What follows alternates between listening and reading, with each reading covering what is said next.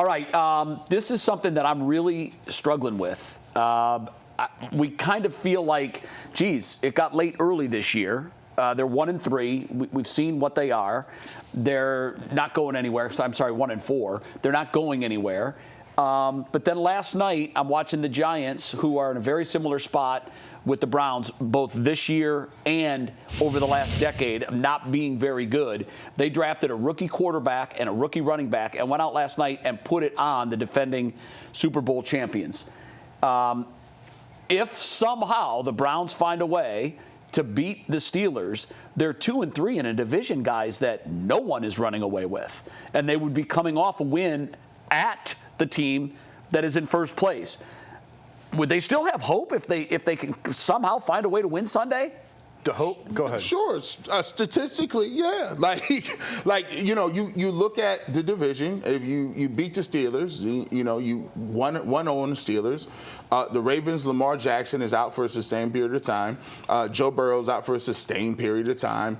The Kansas City Chiefs and a lot of these other teams aren't world beaters. Yes, statistically, it gives you a little something to play for, and you wonder what if. However, there are the deficiencies, right? Because as time goes on, we talked about on the YouTube show, there's a list of players that the Cleveland Browns may look to move that are bona fide starters for you now, that you would be playing younger guys as you go along. Njoku, right, chief among them. Some of those guys like that. And so, yeah, you would have a nice record, but given what the deficiencies of your team is talent-wise, it's hard to sustain that. But it gives you a little hope to say, hey, guys, we're playing for something. And I don't mind rookies having that hope or spark to say, hey, right, this is what winning is what they about. Can provide with right. spark. Yeah, we saw it in New York last night. The hope comes from the schedule. If you win this game and you're 2-4, now you're looking at the schedule going, okay, we just survived the hardest part of our season. And there was a thought you could be 0-6 after those first 6, and you just found a way to win 2 of them. And now it's setting up, okay, now you got Miami coming in here. That's a win. Now you go into New England. That's not infallible. You can beat the Patriots on the road. Now you got a bye week. Now you got the Jets. So you can talk yourself into 2-4, 3-4, 4-4, 5-4 very easily. Yeah. Lose Baltimore 5-5.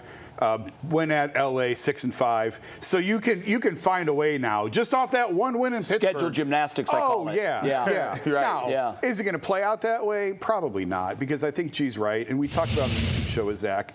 I've been saying it really since the Deshaun thing fell apart. 2029, guys, that's all they care about is opening this dome and having a product on the field that they can sell when the dome opens. And they're telling you that without telling you that with all of the moves that they've made, trading all the veteran quarterbacks, trading their starting cornerback in the middle of the night. They're telling you that they aren't really counting the wins on this season. And that's why I said they are not operating like everyone just keeps screaming, fire the coach, fire the coach. They are not operating like a regime that feels like they are in any sort of duress whatsoever. When you trade down from 2 to 5, I'll go back to the draft. You trade down to 2 to 5 to acquire a first-round pick. That's a GM who doesn't think he's in trouble. Sure. Because you don't make that trade if you think you're in trouble. Then you trade all the veteran quarterbacks. You trade your starting cornerback. They are not moving like a team that feels like they have to win this year. No, they definitely aren't.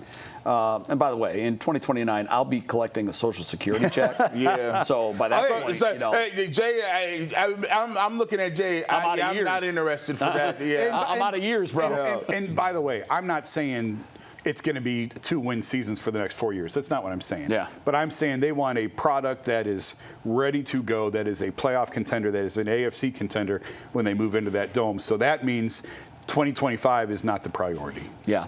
And they better have a product because the cost of the product is going to go up. Be some sticker shock. Substantially. Yeah. I've seen some projections, and I know Cleveland. I know the financial market and the pulse of the city. They're not ready to pay those prices. You gotta get. Come on, They're guys. not ready. Guys, Jimmy, listen. You was 1-31. You can't. I get it. You can't do that twice in 10 years. It can't happen again. No. And I don't think it's going to be that. I mean, yeah, last year was terrible. 3-14. Yeah. Look at the schedule. We just showed you the schedule. I don't care if they lose Sunday. frankly expect them to lose and be 1-5 after this gauntlet.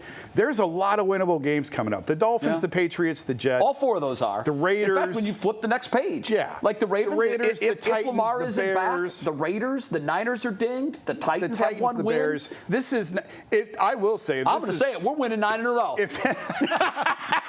I mean, the end of the season could be a little dicey with Buffalo, Pittsburgh, and Burrow back at Cincinnati. That could be a little rough. Yeah, Buffalo. This is not a 2-win football team, 3-win football team. That's my point. I hope not. You better not go 3-28, bro. Yeah, no, that's not a good look.